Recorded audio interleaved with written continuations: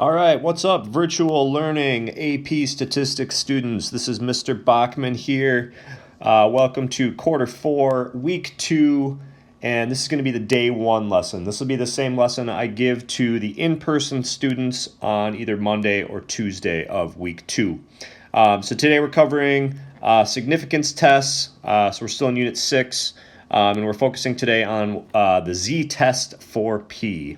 All right, so the plan, we are going to work on an ignite. We're going to go through the 4 steps of the z-test for P. I'm going to run through an example, and then I'll set up the asynchronous work for the next couple of days. All right, so here's our question of the day. You can go ahead and put your answer into Schoology to get your ignite points for today's lesson. All right, so I'll read through it. A local prison is trying a new program to reduce crimes committed by recently released prisoners. Nationally, the proportion of prisoners that return to prison in less than 1 year is 0.61. A local prison takes a random sample of 42 released prisoners and found that 16 returned to prison within a year. Write appropriate hypotheses for P, which is the proportion of local prisoners that return to prison in less than 1 year. All right, so so you can go ahead, pause the video, write down your hypotheses, submit those to Schoology, and then tune back in, and I will go through it. All right, so what we're going to do again is write our hypotheses. So as we talked about last week, hypotheses always come in pairs, a null and an alternative hypothesis, so H sub 0 and H sub A. So we put a little colon after each of those, and then we need to think about what parameter are we going to be testing for. This one's pretty easy. It does set us up. We're using P, the population proportion. So both of these hypotheses are going to start with P. Remember, your null hypothesis always starts with an equal sign. Your alternative is going to have an inequality symbol, and I'll get to that in a sec. All right, so P again is the proportion of local prisoners that return to prison. So what we're trying to do with this new program is decide, does this new program reduce the proportion of prisoners that return to prison? So what we're going to do is we're going to assume that the local proportion is the same as the national proportion. So we're going to let this local proportion P be the same as the national proportion. And the whole purpose of a significance test is to reject that null hypothesis and giving you evidence then for an alternative hypothesis. Well, I'm trying to show that this program reduces this proportion. So this is going to be less than 0.61. So again, your alternative hypothesis is an inequality symbol. So I'm using the less than symbol here. So this is going to be what we call a lower-tailed test. Notice my 2 numbers match here, my parameters match, so I have a good set of hypotheses. So that is going to be the answer for your Ignite question of the day. All right, so let's go next into coming up with our 4 steps for our z-test for P. So this is going to rely on our quarter 3, week 9 context. So we all did this experiment in distance learning about the psychic staring effect. So if you don't remember that context, feel free to read what I have on this slide. So then recall that our class conducted several trials of that looker subject experiment, and then we calculated P hat as a class. So P hat was the sample proportion of trials that resulted in a subject correctly identifying being looked at. So let me give you the data here. So I have data from all 3 periods. Notice the n value is different in each period, which is totally fine. So for period 2, the P hat value was 11 out of 18. So out of 18 trials when the looker was looking at them, there were 11 times when the subject correctly guessed that the looker was looking at them. So 11 out of 18 for period 2, which was 0.611. Period 3 had more trials. So out of the 28 trials where the looker was being looked at, the subject was being looked at, 17 times was that correctly identified. which gives me a proportion of 0.607. And then p hat for 6th period was 28 out of 46, so 0.609. So actually all 3 periods got very similar results. All right, so again, these were p hat because these came from our sample for each period. Okay, just for simplicity, what I'm going to do is I'm going to use this 6th period data. It had the biggest sample size, so that's the one I'm going to use throughout the next part here. Okay, so what I'm going to do is start by just giving you the 4 steps for a z-test for p, and then I'll go through it. So these these 4 steps for a z-test for p are actually very similar to the z-interval for p. So we've done confidence intervals. Now we're looking at significance tests. So you're going to see definitely some commonalities between the 2 processes. All right, so for the z-test for p, step 1, you want to identify your procedure and your parameter, and then write your hypotheses. Step 2, you're going to verify your conditions, that it's a random sample. You're testing for independence so that you have that 10% rule being met. N times p and n times 1 minus p both need to be greater than or equal to 10. You need to calculate what's called a test statistic and a p-value. I addressed those very briefly at the end of week 9 of last quarter. I'm going to dig into those a little bit more. And then we're going to make a conclusion in context using p-value and the significance level. So I'll explain all of this as we move forward here. Okay, so we're going to start with step 1. So procedure, parameter, and hypotheses. So I just kind of put this in already. So I will conduct a 1 sample z-test for p. So that's the name. Sometimes I just shorten it to z-test for p.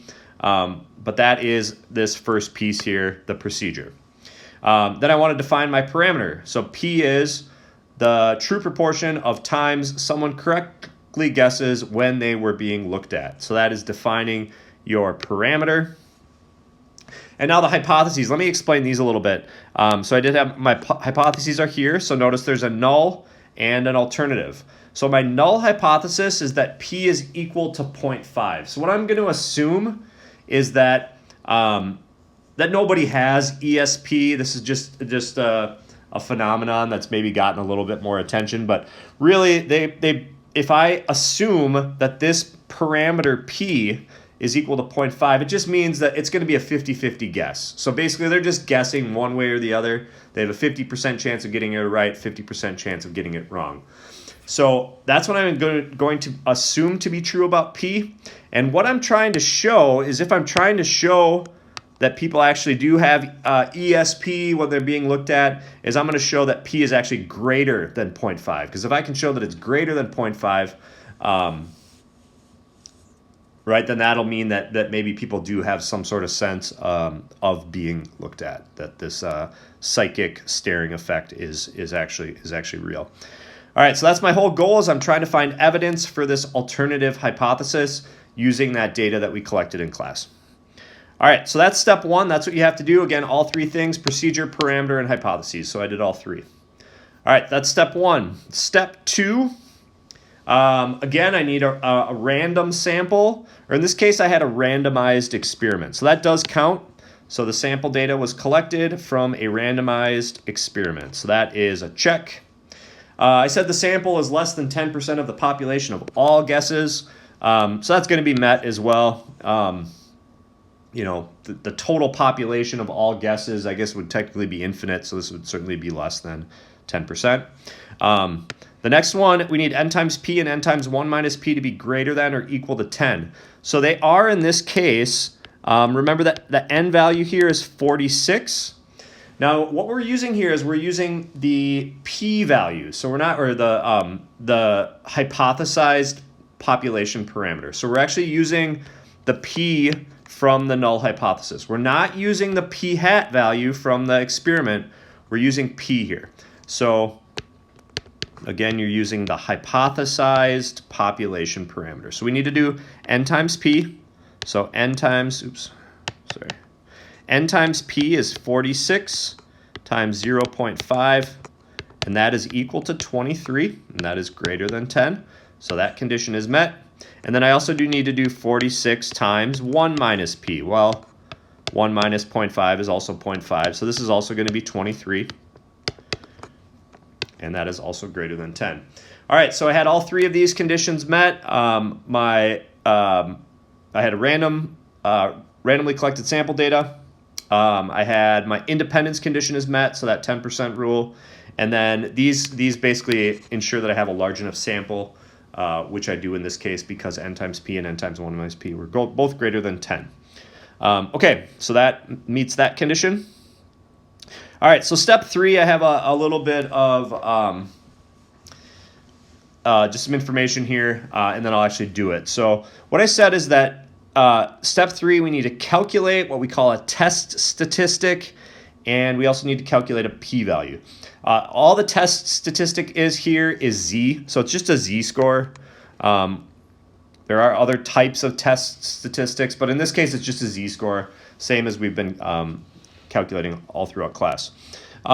Okay, so then the goal of step 3 is to determine the probability of obtaining a sample proportion greater than our class's p hat from a population with an assumed proportion of 0.5. So we're basically looking at how likely is this p hat value of 0.609 if that population proportion is actually 0.5. All right, so in order to do that, we need to consider the sampling distribution. The things we need is we're going to need to draw a picture, but in order to do the picture, we need mu sub p hat, and we also need, I'm sorry, this should be sigma sub p hat. So those are the two things we need. And then we're also going to need a z-score, and again, we're going to call that our test statistic. All right, so let's do this first, and then eventually that will lead us into the calculation of a p-value. All right, so I'm going to calculate mu sub p hat. So if you remember from our study of sampling distributions, that is always going to be the same as the population proportion. So in our case, mu sub p hat is going to equal 0.5. It's going to equal that null hypothesis, so that hypothesized population proportion. And then sigma sub p hat, well, that's going to equal the square root of our hypothesized p times 1 minus p over n. So I'm going to go ahead and put all of that in. So 0.5 times 0.5 over 46. And if I put all of that into my calculator, I end up with a standard deviation of the sampling distribution of sample proportions equal to 0.74. All right, now that I have that mean and standard deviation, I can draw in my sampling distribution. So I know that it's normal because n times p and n times 1 minus p were both greater than or equal to 10. This is going to be my p hat sampling distribution, and I'm also going to put a z-axis on this distribution. It's going to be centered right here at the middle at 0.5. Again, that's my null hypothesis. It's going to be, I'm assuming that that is going to be true for the population, and that matches up with a z-score of 0. Okay, and then I'm going to go ahead and mark a couple other important boundaries. So in order to get these, I'm going to count by this standard error of 0.074. So if I count by that, this is going to give me about 0.57, 0.65. These have z-scores of 1 and 2. If I go back from the mean, so into the negative z-score land, 0.43, 0.35. These are rounded. All right, so that gives me a pretty good picture of what p hat values are likely to come from a population where the proportion is centered at 0.5. All right, so the next thing I'm going to do now is I'm going to figure out where is this p hat value of 0.609, the one that we got from that sixth period data. I'm going to figure out where does that belong on this distribution. All right, so 0.609, well, I know that's going to be kind of somewhere in this region here. And, you know, it's pretty a little closer to 0.57, but not by much. So I'm going to put it right about here. So again, this is going to be p hat equals 0.609.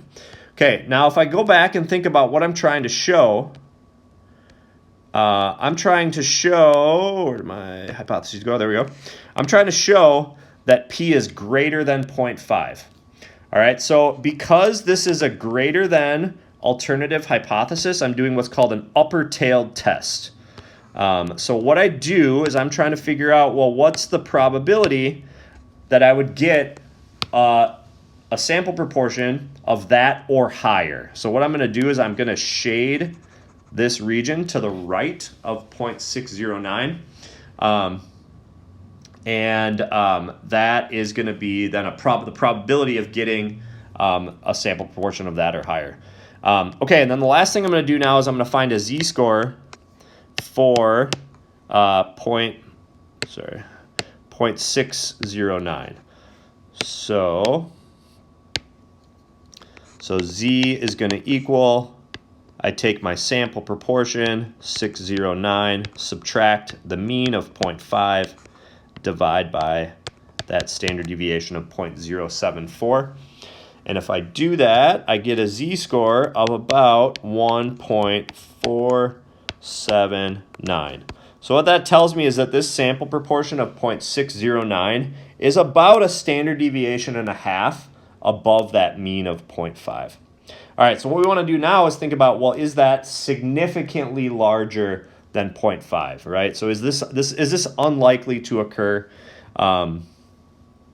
if the true probability was just 50-50? Okay, so if we keep now working on step 3, so remember what I'm trying to do is I'm trying to figure out, well, what's the probability of getting a p hat at or above the one that we got? So I'm trying to figure out, well, what's the probability that p hat is greater than or equal to 0.609? And in order to do that, I need to use normal CDF. So what I'm going to do up here is I'm going to write my technology statement. So I want to use normal CDF. And I like to look at my picture when I'm thinking about normal CDF.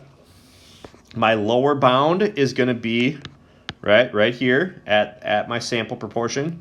It's unbounded to the right. I don't have an upper bound, so I'm going to use that 1E99. The mean is 0.5. Standard deviation is 0.074. So again, putting in my calculator statement, lower bound 0.609, upper bound 1 times 10 to the 99th, mean is 0.5, standard deviation equals 0.074. All right, so what I'm going to do then is I'm going to go into my calculator and do normal CDF. Remember, normal CDF is second vars, and then normal CDF. And what I get from that is that this probability is going to equal, and it rounds up to 0.07. So I have about a 7% chance of getting a sample proportion at or above the one that we got in class, assuming that the true population proportion is 0.5. All right, so this probability, I'm just going to write this in here, 609. So the probability of getting p hat greater than or equal to 0.609, this is what we call this p-value. So the p-value in this case is 0.07. That's basically the whole point of doing a significance test, is to get this p-value. All right, so now the question is now, so basically we're done with step 3. We got test statistics. That was our z-score here. That was this thing. And we got our p-value. Those are the two things that you want in step 3. All right, we had to do a lot of work to get there, but those are the two things that we needed to do there. All right, so now it says, using a 90% definition of likely, is this p hat value of 609 considered a likely sample proportion if it's assumed that p is equal to 0.5? All right, so what I mean by a 90% definition of likely is that 0.609 in that middle 90% of the sampling distribution. All right, so there's kind of a specific way now that you test for that. There's a lot of different ways to think about it, but this is kind of how the mechanics of this work. All right, so in step 4, we're going to make a conclusion in context using the p-value and a significance level. That's another new term here, significance level. All right, so for a 90% definition of likely, and I just use that. Sometimes we've used 95% definition of likely when we're looking at the middle 95 or the middle 98 or 99. We think about those as confidence levels when we're doing a confidence interval, but now we're shifting to a significance level since we're doing a significance test. So what I have here is that for a 90% definition of likely, the level of significance, and what we're going to use now for the level of significance is the Greek letter alpha. So I usually draw alpha like that. It looks like a little fish. So in this case, the level of significance is 0.05. Now what that is that's basically the tail probability of the middle 90%. If we have 90% right in the middle, that means there's 5% on each tail. All right, so now what we do is now if we know alpha and we know the p-value, we compare the two together. All right, so again, we know that the p-value from step 3 is equal to 0.07. So we're going to compare that p-value to alpha. So if the p-value is less than alpha, right? So if that probability is less than that tail probability of 0.05, we reject the null hypothesis, and there is evidence to support the alternate hypothesis, since the sample proportion was unlikely. So basically, if you get a p-value less than that 5%, what that means is that it's in this upper tail, this unlikely, then the sample proportion would be unlikely. So that would give us evidence that that null hypothesis was false. Or if the p-value is greater than alpha, what we say is that we fail to reject the null hypothesis, and there is not evidence to support the alternative hypothesis. One way I kind of think about this is I think about a court case. So in a court case, you're finding the defendant either guilty or not guilty, right? We're never declaring innocence. Right? What we're trying to do is we're trying to declare guilt, right? So we don't say, again, we don't say that the defendant is innocent. We say that they're not guilty. It's very similar to this phrasing. So here again, we say if we reject the null, there is evidence to support the alternative hypothesis. If the p-value is greater than alpha, we say we fail to reject. So we're not accepting, we're failing to reject that null since there's not evidence to support, and then there's not evidence to support the alternative hypothesis. So usually we're hoping for this case, we're hoping that we can reject the null. That makes a conclusive test. If we fail to reject, it's an inconclusive test. Right, and we don't get really any good information out of it. All right, so to then kind of wrap up step 4, since our p-value here was 0.7, that's greater than 0.05. I'm sorry, so 0.07 is greater than 0.05. We fail to reject the null. So in this case, we did get that inconclusive test.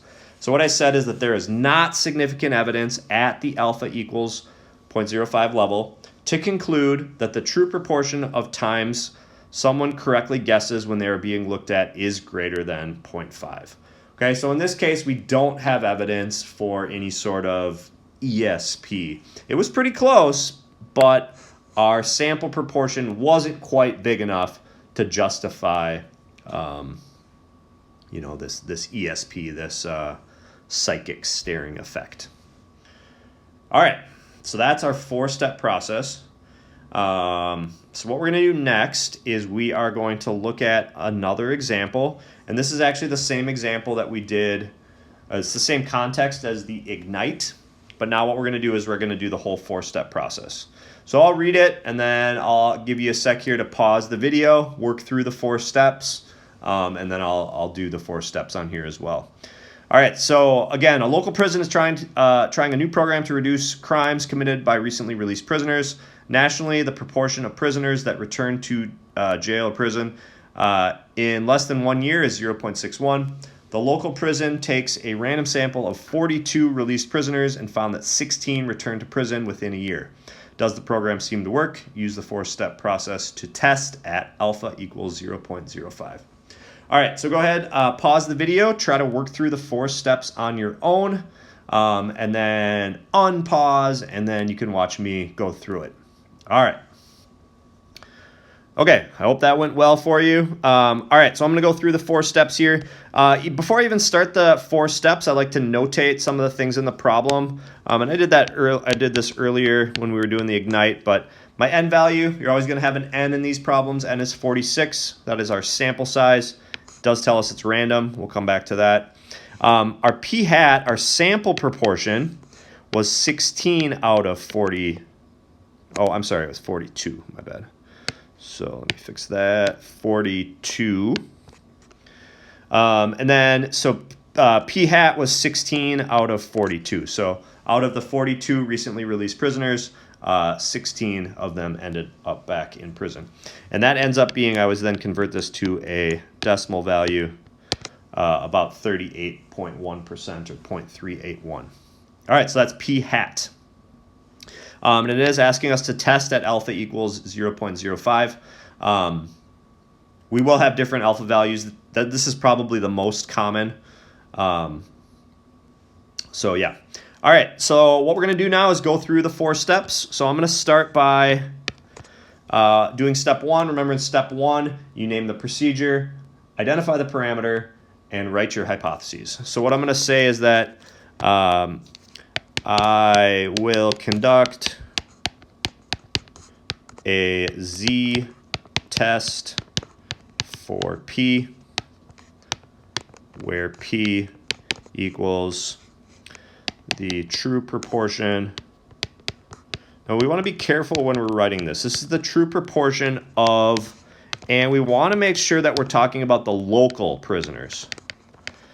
Right? We know what's true, for the national population, but we're specifically interested in that true proportion of local prisoners who return to prison within a year.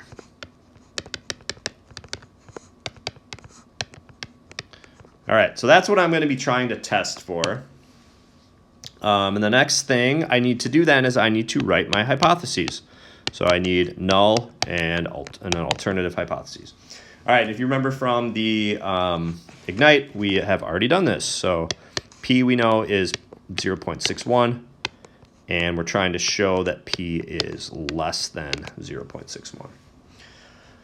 All right, so we're going to assume that the local proportion is the same as the national proportion, but we're going to try to reject that. We're going to try to reject it to try to find evidence for that alternative hypothesis. Okay. Next thing is my conditions. So my conditions, I have, we know that it was a random sample. So random sample, check. We need to make sure that we do have independence. So remember, that's that 10% rule.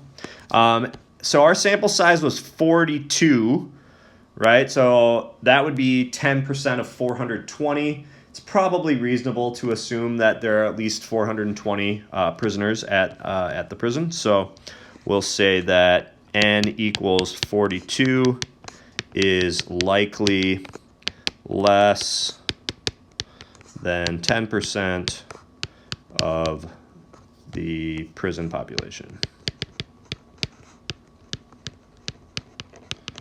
All right, so that's that. Again, that 10% rule, which shows independence. All right, the next one then is we need to check n times p and n times 1 minus p.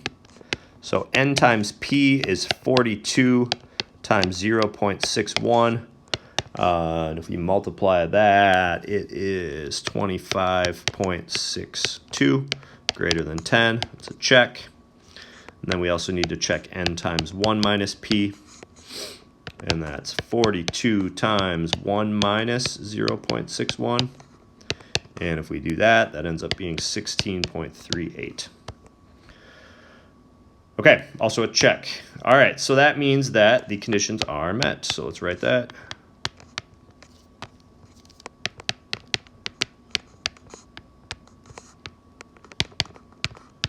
All right, so we are ready to move on with our zTest for P. All right, so step 3, remember in step 3, the two things you need are a test statistic and a p-value. I like though to draw out my picture just so I have a good sense of kind of what I'm looking at and how likely or unlikely that value is going to be. So mu sub p hat, that's where my sampling distribution is going to be centered. That is going to be equal to my hypothesized population parameter, so 0.61. And my standard error is going to be 0.61 times 1 minus 0.61 all over 42. All right, and if we put all of that into our calculator, we get 0.075. All right, so then what I'm going to have, I'm going to have my, let me go a little higher here. I'm going to have my sampling distribution. We know that it's normal. It's going to be centered at 0.61. And I'm going to count by that standard deviation. This is my p hat axis and z. If I count by that, I get 0.685, 0.761.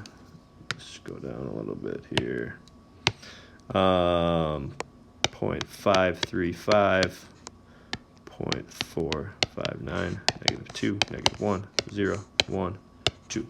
Okay, so that's my sampling distribution. Now the next thing I need to think about is now where is that p hat value? So remember that my p hat value was 0.381, right? So that's going to be, that was the sample proportion that I got from that local prison. And I can see that that's actually going to be pretty far to the left here, and I might even need to kind of extend my picture a little bit to fit that on there. But it's going to be, you know, pretty far over here. And I'm going to mark that as p hat equals 0.381. I shaded to the left there because this one was a lower tailed test because that alternative hypothesis was less than. So if it's a less than alternative hypothesis, I'm doing a left-tailed test. I'm shading to the left on my sampling distribution. Okay, so now what I'm doing now, the last thing I need to do for step 3 is I need to do a p-value. So my p-value equals, and this is again where I need to write a calculator statement, normal CDF. My lower bound, since this is a left-tailed test, I don't have a lower bound, so I'm going to use -1 times 10 to the 99th. My upper bound is 0.381. My mean mu sub p hat is 0.61. Oops, let's use my mean here. So the mean is 0.61. Standard deviation of the sampling distribution is 0.075. All right, I put all of that into my calculator, and my p-value ends up being 0.001. So pretty small p-value here. All right, so that's important. Oh, and then the last thing, I didn't do the test statistic, the z-score, so let me do that as well. Do that down here. My z-score is 0.381 minus the mean of 0.61 divided by that standard deviation. And it ends up being -3.04. All right, so that's that z-score. And I can see that on my picture, right, that is pretty far to the left. So it's 3 standard deviations to the left there. Okay. All right, then step 4. So step 4 is now where I need to compare my p-value to my alpha value. Oops, and my p-value is 0.001, and that is less than my alpha value of 0.05. All right, so what that means is if my p-value is low, right, less than alpha, I'm going to reject the null hypothesis. So what I'm going to say, I'm just going to write that. So I'm going to reject the null. And basically what that means is that means our program is working. We do have significant evidence that the program is working, that this proportion of recently released prisoners is lower than the national proportion. So we just need to write that. So I'll say there is, and you just can use this same wording when you do your own. There is significant evidence, right? It's a significance test, so that's why we say significant evidence. There is significant evidence that the true proportion of local prisoners who return to prison is less than the national proportion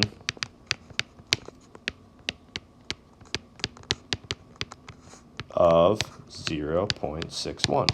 So again, that means the program's working, right? We collected the sample appropriately, and it is significantly lower than that population proportion. So we do have significant evidence to show that the program is working. So yeah. All right, so that's your 4-step process. Sorry, I got a little messy here, but step 1, again, procedure, parameter, hypotheses. Step 2 is your conditions. Step 3, you need a test statistic, so a z-score, and a p-value. And then step 4, right, compare that p-value to alpha, decide if you're rejecting or failing to reject. And that tells you basically, is there significant evidence or is there not? Okay, so that brings us to the end of the lesson. I just want to set up the asynchronous work. So your textbook homework is split between these 2 sections. We do have a few starred problems, just like with confidence intervals. The starred problems are where you want to do your 4-step process. So on 46, you just have to do the 4-step process on B, not on A. And now also note this, problems 24, 26, and 46A will be covered in the next lesson. So you can certainly try them if you want, but I will get into them more in the week 2, day 2 lesson. The other thing you can do is, if you don't want to wait that long, you can view these tutorial videos. These 2 AP Classroom videos will prep you for the day 2 lesson, so the Wednesday, Thursday lesson. We're going to get into the idea of type 1 and type 2 errors when you're doing a significance test. Okay, so that's it. I do encourage you, if you have any questions, to visit me in office hours or send me an email if you need help with anything. So yeah, thanks for watching. I hope you have a great day.